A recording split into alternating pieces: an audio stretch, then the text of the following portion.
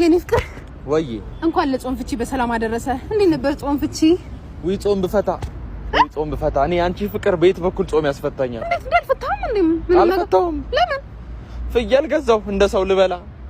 ፍየሏን ላርዳት ቢላ ይዤ ወጥቼ አንገቷን ሲይዘው አይኗ ቀና ብላ ክብልል ሲል አንቺ ናት መስለኝ።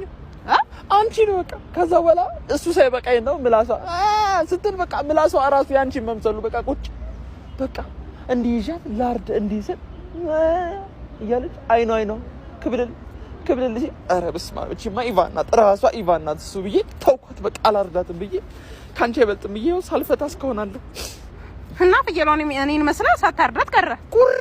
ቁርጥ እኔ እንደዚህ ሰው መመሳሰል እንዴ ነው? ሊስቲና አባትሽን እንደው አጣጣቂ እስቲ እንደዚህ ሌላ ቦታ እንትን ብሎ እኮ በቃ ምን ታደርጋለህ መሰለህ? ፍየሏን የገዛበትን ቦታ ታውቃለህ አይደል? አዎ በቃ እዛ ትሄድና ማለት ነው ወደ ሸጠለ ሰውዬ ሽምግልና ልከህ አግባት። እሺ ቁርጥ ነኝ ይቆርጥና